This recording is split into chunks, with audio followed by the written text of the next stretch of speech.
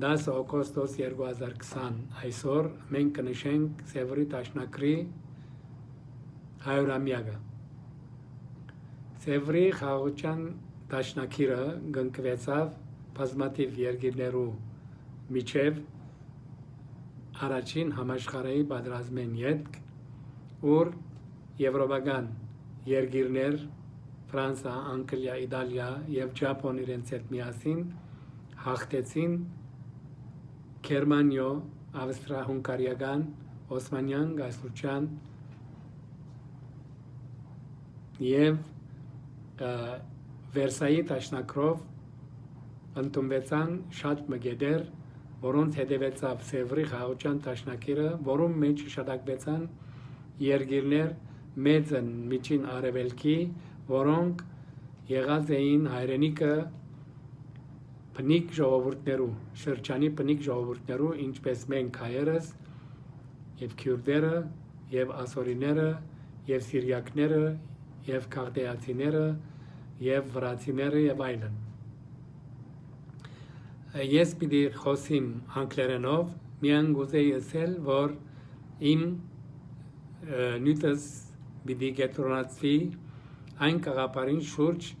որ Սևրի խաղաղության տաշնակրի չիրականացվող գետերուն պատճառով մենք այսօր ինչ վիճակի մեջ կհայտնվենք մեծն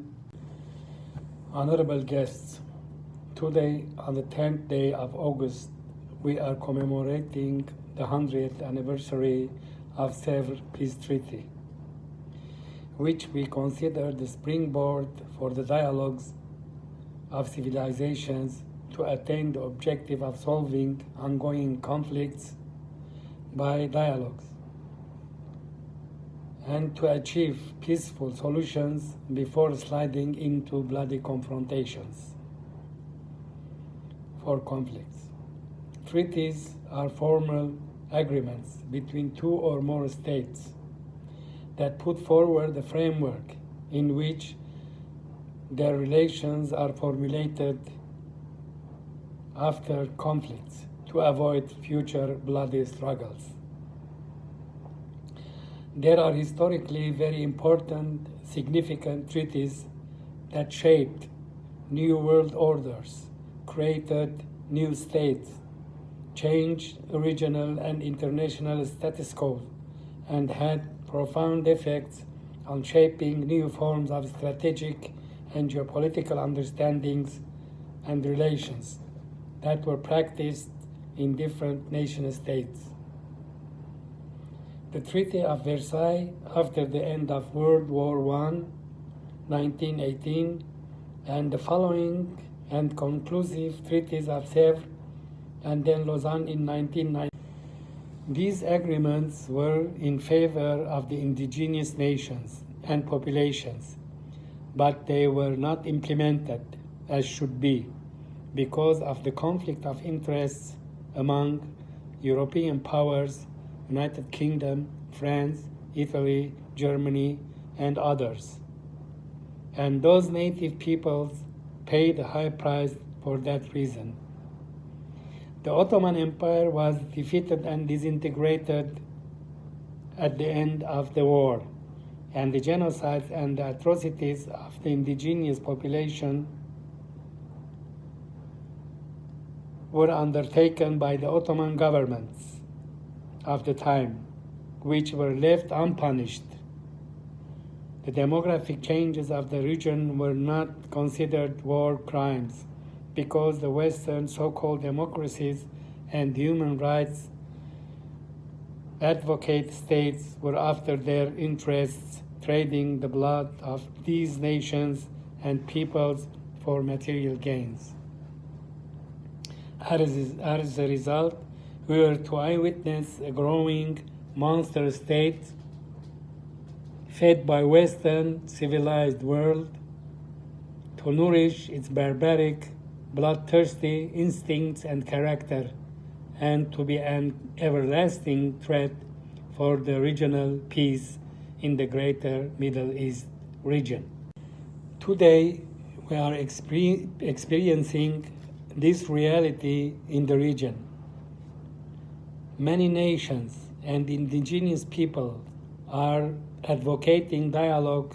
to be the only way to reach a consensus for conflict resolutions that will assure the peaceful coexistence of this heterogeneous population in harmony. I want to emphasize that we shouldn't blame only Turkey, the heir of the Ottomans, for these atrocities and genocides,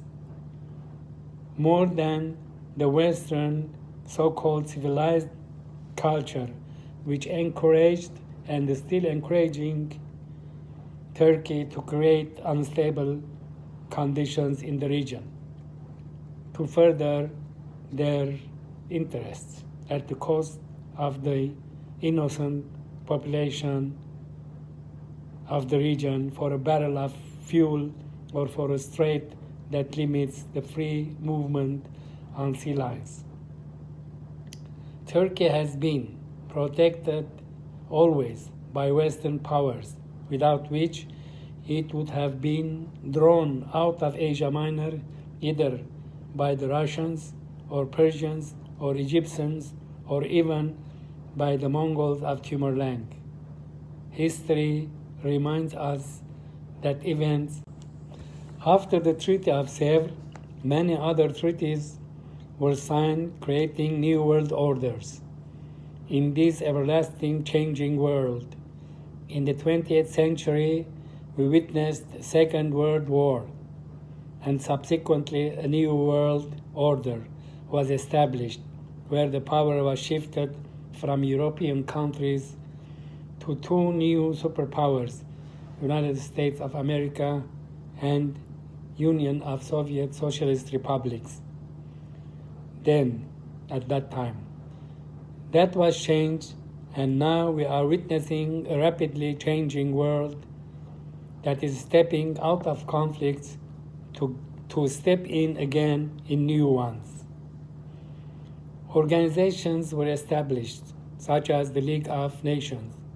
and the United Nations. Pacts were signed, such as NATO and Warsaw and others, and many others where countries were positioned to face each other in future conflicts. Other treaties and agreements were signed to diffuse tense situations in many different regions in the world.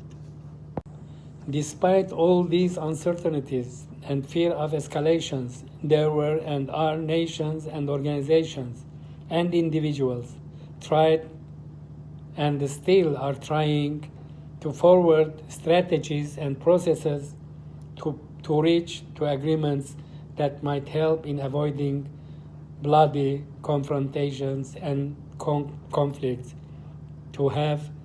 proper solutions to such conflicts. This education of ethical values, if adopted by nations, could create a better world where every entity can coexist with others in harmony and peace. In the Treaty of Sèvres, there were chapters and articles that were changed later and were not implemented, leaving indigenous nations and populations in the region without homelands and even without security. This injustice is not because of Turkey only, the country that took advantage of its strategic and geographic importance, but the main blame should go to the powers that prioritize their interests over the blood of these nations. To re-emerge as human rights advocates and democracy lovers and come forward to lament the loss of the innocent lives. The Geneva Convention of 2015 emphasized on the strategy of adopting dialogues for peaceful solutions to centuries-old conflicts and injustices. Many organizations and nations and countries are looking forward to establish an education and a culture and an understanding that praises the dialogues to be the only way to solve conflicts and to have a peaceful solution for every conflict. We have to work hard and we have to educate generations to create that peaceful dialogue strategy and take advantage of that process to have a better world in the future. Thank you everybody.